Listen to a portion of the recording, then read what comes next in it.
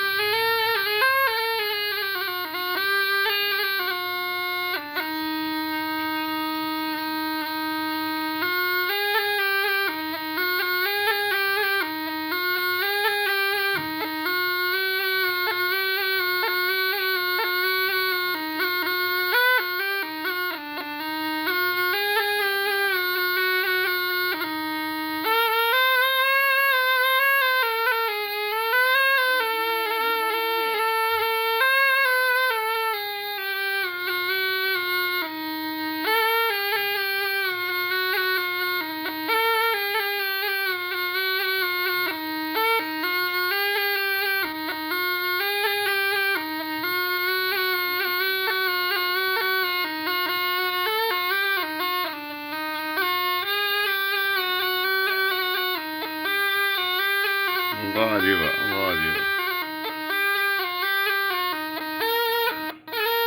चलो, देखो सप सुप भी है, सप भी बखा दे फिर।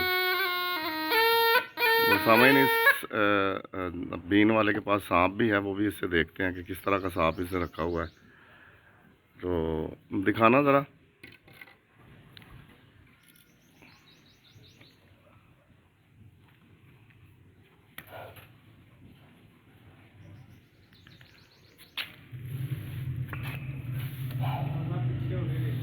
नहीं कोई गल, केड़ा सप है? वाह जी वाह, वाह जी वाह, वाह जी वाह। काला नाग है ये। तो की इनू सददे हो इस सप नू? शीशनाग। शीश नाग। ये केड़े इलाके का सप है? ये जी बूरा व्याड़ी दे इलाके का जानवर। हाँ, ये ना समझ न, हमारे इलाके में, हमारे यहाँ ना इधर बूरा व्याड़ी की तरफ भी, और ख़ास तौर पे हवेली लखा, हुजरत शाह मुकीम, बसीरपुर, मंडी सादकगंज और मिंचनाबाद, इस इलाके में भी दरिया के साथ साथ जो इलाके हैं ना, ख़ास तौर पे हैड सुलेमान की के दाएँ बाएँ, वहाँ पे ये बहुत पाया जाता है, ये वाला सांप, काला नाग जिसे ये कह रहे हैं। तो ये लोग फिर वहीं से तकरीबन पकड़ के लाते हैं।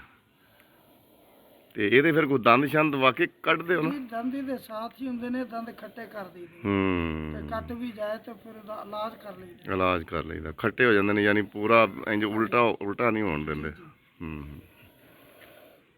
चलो, वाह जी, क्या बात है। वैसे खुदावंद मुताल के क्या कहने कि उसने कितने नक्शो निगार भरे हुए हैं हाथ अपनी तमाम मखलूक़ात पे, जबकि इंसान को तो उसने फिर खालक अल इंसान फ़ी अहसन तक़वीम पे बनाया है, लेकिन हर चीज़ में उसने अपने बड़े खूबसूरती के साथ रंग भरे हैं।